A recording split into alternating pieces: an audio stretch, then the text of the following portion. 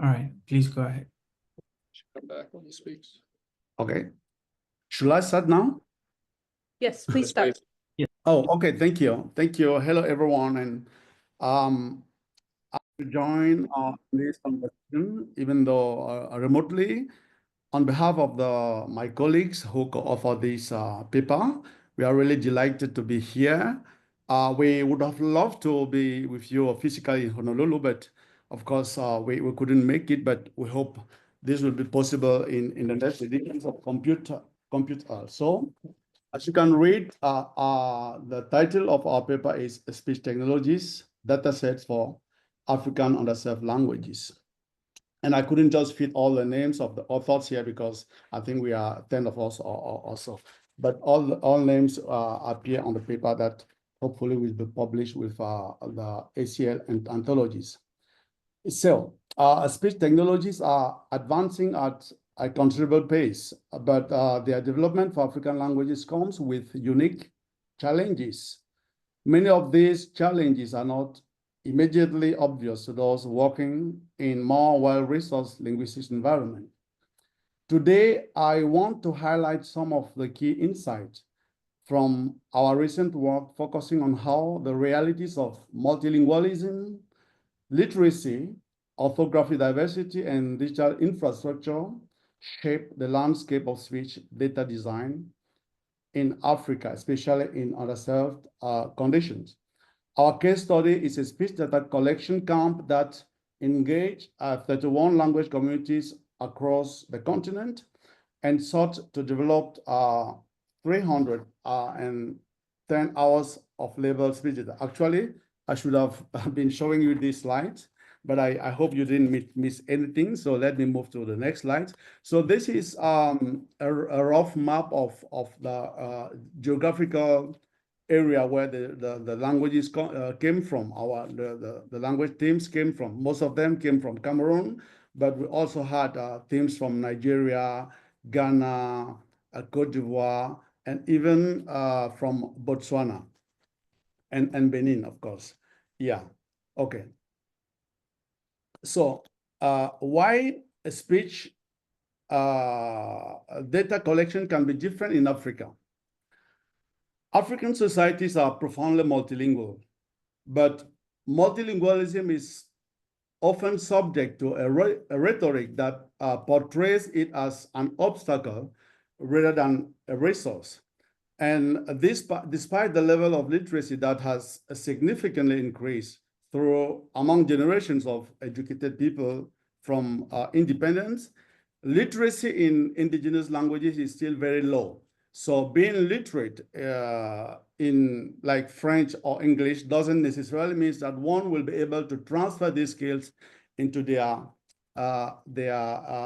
indigenous language. So this makes crowdsourcing initiatives of speech data design very difficult because people, even though they can read and write English and other dominant languages, can't read in their indigenous languages with the same fluency. Another challenge is that many African languages do not have a single uniform orthography accepted by every sub-community or dialected group. Instead, multiple orthographies may coexist, sometimes reflecting historical missionary influences of our post-colonial standardization efforts. Finally, access to freely available text corpora is very limited, unlike in some of the most served languages, which benefit from extensive public domain literature. African languages often have very few non-religious textual resources available for dataset development. Now, that doesn't mean that this is not conducive to speech technologies development. Actually, in recent years, there's been a spur in the development of ASR and TTRs in many languages, and I think one of the most significant efforts in this regard is Meta's massively multilingual speech project, which has at last count 336 African languages, for which there is ASR and TTS available. Yes. But the problem with these models is that they have been largely developed based on Bible translation as the primary training source. This has two implications. First, it skews the linguistics representation toward formal and religious texts. Second, it does not capture the everyday diversity of spoken language. And another challenge that relates to this biblical material is that platform, or another challenge that relates to these models that exist for those languages is that platforms such as Mozilla Common Voice, which we abbreviate MCV, impose a single orthography model per language, which often does not reflect the internal diversity of many African languages. Now, I'll turn to our case study that involved, as I said, 31 languages across the continent. This was a data camp event that was organized by the Institute of African Digital Humanities. The Institute of African Digital Humanities is committed, among other of its missions, to supporting language revitalization and maintenance efforts through training in digital methods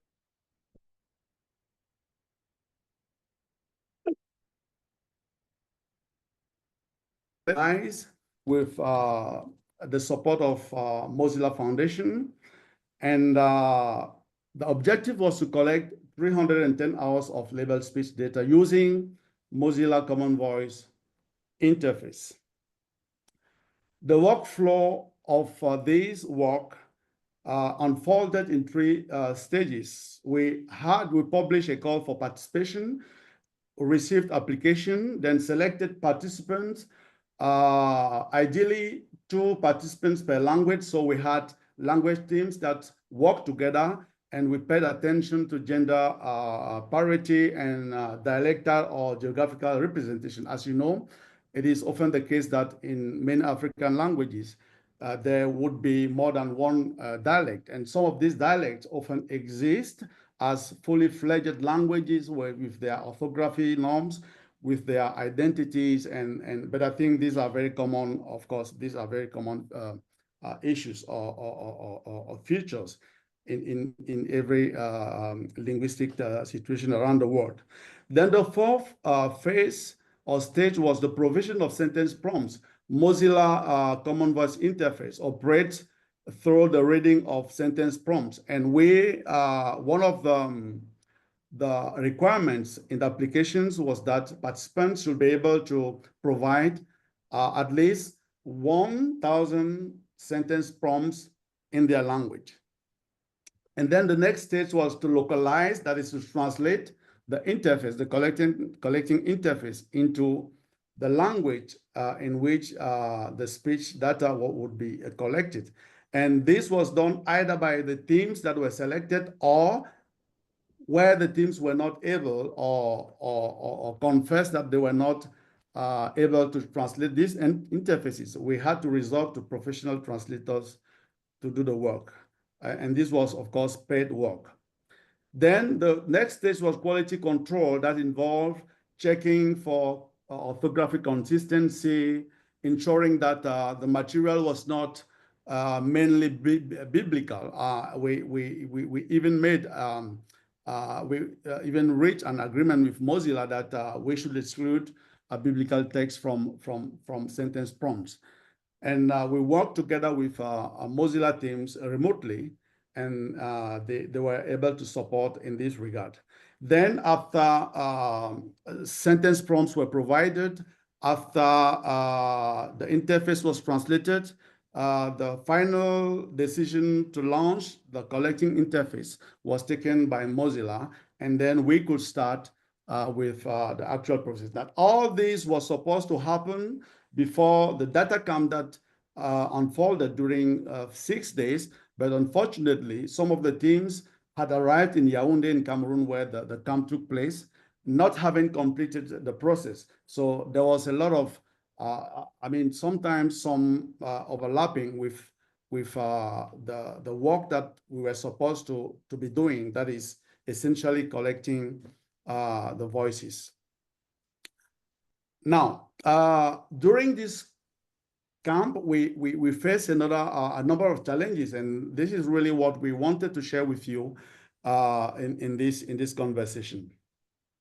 The first challenge was the orthography challenge, what we call the orthography challenge. As I said, it is often the case that in many languages in Africa, especially in sub-Saharan Africa, there could be 2 or even more writing standards. For example, you may have like the Protestant writing system versus the Catholic writing systems, and both systems are used in the communities. They may even be described in terms of sociolect because they represent each represent a history of writing, a culture of writing that is difficult to ignore or to fuse into one norm. And this is where some of the standardization efforts have failed. The model of standardization that consists in having just one orthography norm for one language is sometimes very difficult to implement in Africa, owing to this history. And one typical example that we had was with the Tupuri language. The team came, the 2 representatives of the team came, each with if with text sentence prompts that represented a different way of writing. So ultimately, we had to blend them into just one package, and yes, yeah. So yeah, and crowdsourcing models that enforce a single standard tend to erase this variation that is very, very common and even inherent to the culture of linguistics multiplicity in Africa.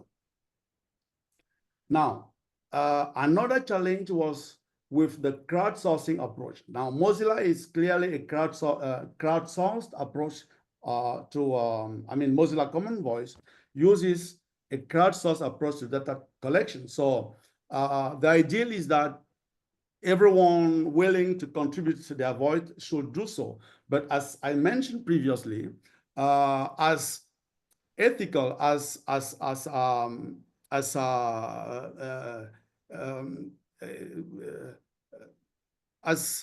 important as this is, unfortunately, not everyone, even though people may be willing to contribute their voice, not everyone is able to read and write in their indigenous language. There are usually 2 approaches to crowdsourcing. One that is called the fishing approach, where participation is open to just everyone. But here, of course, you end up with like many people contributing, but this can lead to inconsistencies in reading and in writing in the case of transcriptions, because Mozilla also has an option, in addition to sentence prompts, options for collecting spontaneous speech and then having the speech transcribed by the speakers of the languages. How do we ensure that transcriptions are accurate is a critical issue. And then there's the hunting approach that relies on expert recruitment. But here, because experts are not many in these languages, you end up having a very low participation from the community. Now, we also had to deal with social linguistics realities and quality control. One reality was that Mozilla's common voice infrastructure allows only one locale per language. So, for example, if you are recording sentences or voices for, let's say, Tupuri or Igbo, there isn't a possibility to configure the interface so that it is able to accommodate different varieties. All varieties are believed to be Igbo.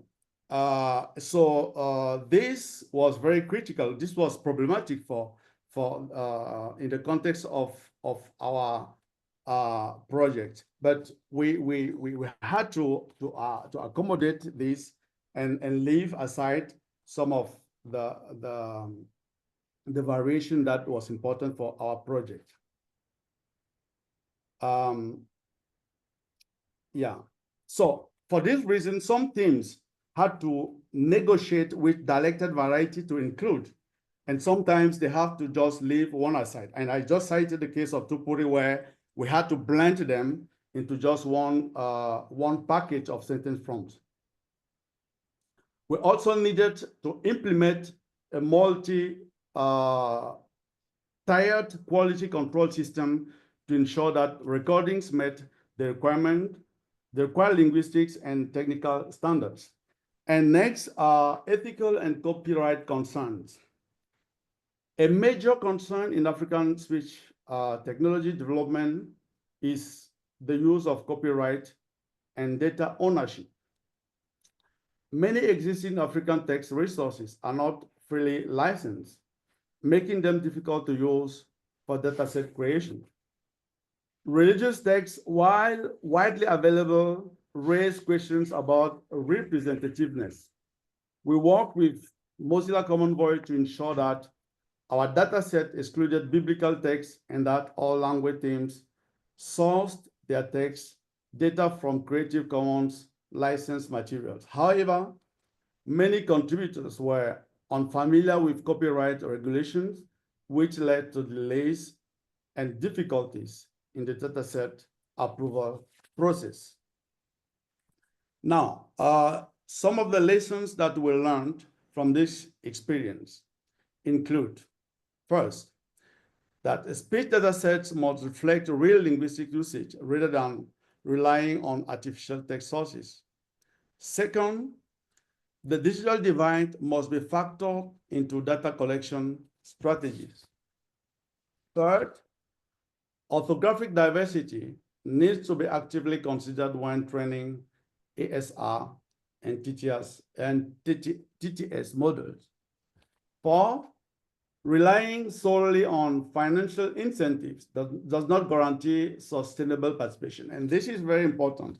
So we paid our teams for their participation. We had amounts that each team has to be paid for. But what we noticed is that just after the DataCamp ended, and even though not all the teams had contributed their 10 hours of voice recordings, they were not able to continue with their participation. And once they have reached the threshold of 10 hours, most of the times they just cease to contribute. So while incentivization was very important and I think a critical determinant in getting the applications, in attracting people's interest, we also noticed that as soon as they have reached they have fulfilled their contract, so to say, they were no longer interested or maybe incentivized to continue. So this raises the question of whether Right. paying for. Emmanuel, sorry to Hello? cut you. It's time, so can you wrap up in a minute for us? Thank you. Okay, okay. I can wrap up. Thank you. So, yeah, let me move to the conclusion. To conclude, we have to say that developing such technologies for African languages requires more than just collecting data. It demands a culturally informed approach. Our project provided valuable insight into the real-world challenges of speech dataset creation and underscored the need for interdisciplinary collaboration. Going forward, it will be crucial to bridge the gap between technology-driven solutions and the lived experience realities of African communities. We want to end with thanking Mozilla Common Voice for supporting this project and for contributors and authors for their efforts and time. Thank you for your attention, and I'm open to your questions, if any. All right. Thank you, Emmanuel. All right, let's do this. Let's go back and forth between remote and in-person questions. I will repeat any questions that are asked in person so the people online can hear them, which to note, if you're presenting, please do that as well. So any questions that come in person, we'll try to repeat them so everyone online can hear them. But let's start with a remote question. Godfrey, do we have a question? Yeah, I'm looking at the comments here. We don't have any questions in the chat now. Okay. All right. Well, let me know if we do. All right, we have an in-person question, Daisy. Thank you for that great talk. There's all sorts of questions that I have, but I think the main one, which is kind of big, is what would be some of the specific